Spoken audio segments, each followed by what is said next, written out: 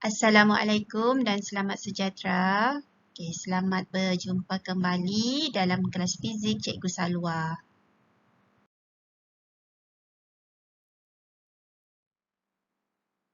Okey, untuk hari ini kita akan masuk bab 1 daya dan gerakan 2, subtopik 1.1 daya paduan.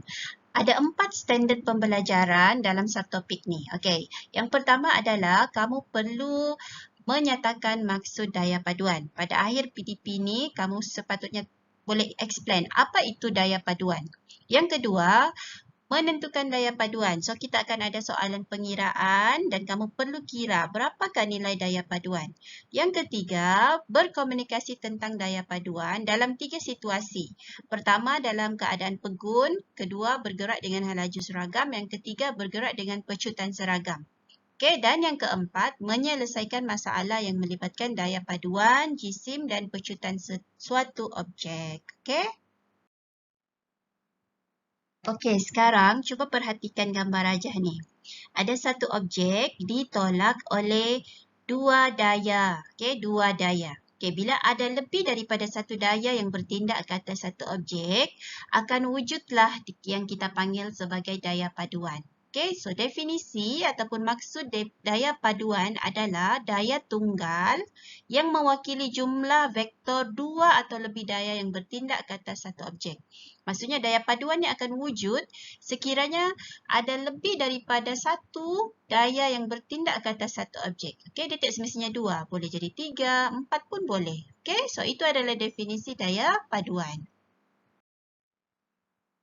Okey, sekarang kita cuba tengok ya daya paduan ni dalam situasi yang sebenar. Okey, contohnya dalam gambar rajah ni ada dua peserta A dan B sedang menarik tali. Okey, ini adalah pertandingan tarik tali. Jadi bendera tu berada di tengah-tengah. Okey, sekarang cuba kamu fikirkan. Apakah yang menentukan sama ada bendera yang diikat pada tali itu bergerak dalam keadaan pegun, bergerak ke kiri ataupun bergerak ke kanan? Okey, apabila peserta A dan B mengenakan daya yang sama ataupun FA sama dengan FB, apa akan berlaku dengan bendera tu? Bendera akan berada dalam keadaan pegun. Pegun di tengah-tengah lah, dia tidak pergi kiri, dia tidak pergi kanan. Kenapa? Sebab daya paduan dia sifar. Kenapa sifar? Sebab FA sama dengan FB. Okey, tengok situasi 2 pula. Situasi 2, FA kurang daripada FB. Bila FA kurang daripada FB, apa yang berlaku? Bendera akan bergerak ke kanan. Okey, bendera bergerak ke kanan ataupun ke arah FB. Sebab daya paduan dia bergerak ke kanan. Okey, kerana FA kurang daripada FB. Okey, situasi 3 pula, FA lebih besar daripada FB. Jadi daya paduan dia akan bergerak ke kiri. Kenapa ke kiri? Sebab FA lebih besar. Jadi daya paduan akan mengikut arah daya yang lebih besar itu. Okey, jadi inilah contoh-contoh macam mana daya paduan terhasil. Okey, dalam 3 situasi. Okey, apabila nilai daya itu sama, daya paduan adalah sifar. Okey, apabila salah satu daripada daya itu lebih besar, daya paduan akan mengikut arah daya yang lebih besar itu. Okey, ini contoh-contoh pengiraannya untuk menentukan daya paduan. Okey, cuba perhatikan situasi 1. Okey, dalam situasi 1 ada dua daya yang bertindak. 6 Newton dan 8 Newton. Okey, pertama kenal pasti magnitude. Yang kedua, perhatikan arah. Kalau arahnya sama, pada arah yang sama, bermaksud kita tambah magnitude daya paduan itu kita tambah. So, 6 tambah 8 sama dengan 14. So, daya paduan dia adalah 14. Arah dia pada arah yang sama juga. Okey, jadi ke kanan. Okey. Sekarang tengok situasi yang kedua. Situasi yang kedua, dia melibatkan dua daya juga, 8 Newton dan 6 Newton. Tapi berlawanan arah. Okey, satu ke kiri, satu ke kanan. Jadi, dalam situasi ini, macam mana mau cari daya paduan? Kita tolak. Kita cari beza dia. So, kita tolak yang besar, tolak yang kecil. So, 8 Newton tolak dengan 6 Newton. Okey, kita dapatlah 2 Newton. Ataupun kita anggap salah satu daripada arah itu positif, satu lagi negatif. Jadi hasilnya kita akan dapat beza antara kedua-duanya. Okey, jadi daya paduan dalam situasi 2 ni adalah 2 Newton. Okey, dan bergerak ke kiri. Kenapa ke kiri? Sebab daya yang lebih besar adalah 8 Newton. 8 Newton arahnya ke kiri. Okey. Untuk situasi yang ketiga.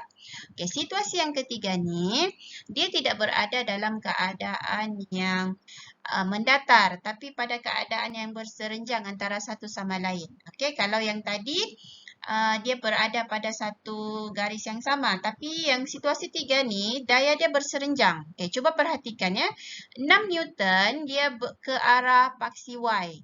8 Newton ke arah paksi X, okey, ataupun paksi mengufuk dan paksi mencancang, okey.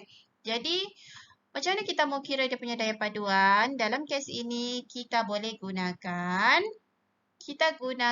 Pythagoras, teorem Pythagoras, okey, untuk mencari daya paduan. So daya paduan dia di mana? Daya paduannya di tengah-tengah ini. Okey, di tengah-tengah. Kalau kamu perhatikan, step yang pertama adalah kamu perlu lukis dulu untuk menentukan di mana daya paduan dia F. Selepas itu, barulah kamu gunakan teorem Pythagoras. Okey, ingat lagi formula bagi teorem Pythagoras untuk mencari hipotenus sama dengan A kuasa 2 tambah B kuasa 2 kemudian puncak kuasakan. Okey, hasilnya kita akan dapat daya paduan di sini adalah 10 Newton.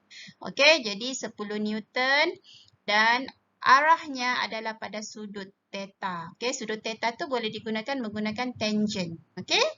So kalau kamu perhatikan, akhirnya dia dapat sudut 36.9 darjah. Okey, daya paduan pada objek boleh wujud dalam pelbagai keadaan gerakan. Okey, jadi salah satu cara yang mudah untuk kita menentukan daya paduan adalah dengan melukis gambar raja jasad bebas. So, apa gambar raja jasad bebas ini? Okey, kamu perhatikan ya. Dalam slide ini ada 4 contoh. Okey, yang pertama adalah sedaskah buku di atas meja. Bila buku tu berada di atas meja, sebenarnya kita boleh lukis gambar raja jasad bebas dia dengan melabelkan daya-daya yang bertindak ke atas buku tu. Yang pertama berat buku, yang kedua tindak balas normal daripada meja iaitu R. So kita labelkan daya itu dan tunjukkan arah dia. So itu yang dipanggil gambar raja jasad bebas. Okey, kedua contohnya cikgu ambil trailer ni ya. Trailer yang bergerak. So dia ada pergerakan ke depan. Jadi itu adalah daya tarikan ke depan. Kemudian ada daya geseran ke belakang.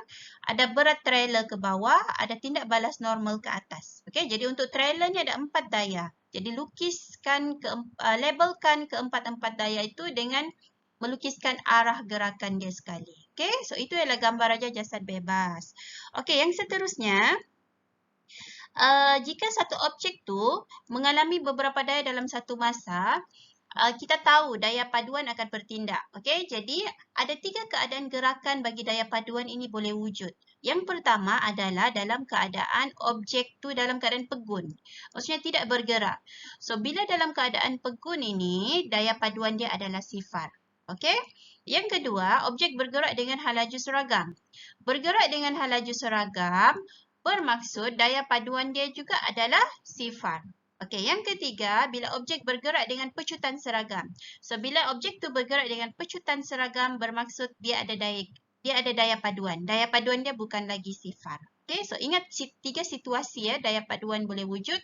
Keadaan pegun, hal laju seragam dan pecutan seragam. So, untuk keadaan pegun dan hal laju seragam, daya paduan dia adalah sifar. Okey, daya paduan yang ada nilai ataupun magnitude wujud daya paduan dia adalah apabila pecutan seragam sahaja. Okey? Okey, berikut adalah contoh-contoh soalan. Okey, penyelesaian masalah yang melibatkan daya paduan, jisim dan pecutan. Okey, jadi kamu cuba perhatikan ya. Cuba baca contoh 1, contoh 2 dan juga contoh 3. Kemudian, cikgu akan bagi latihan dan cuba selesaikan latihan itu. Okey? Terima kasih atas perhatian semua.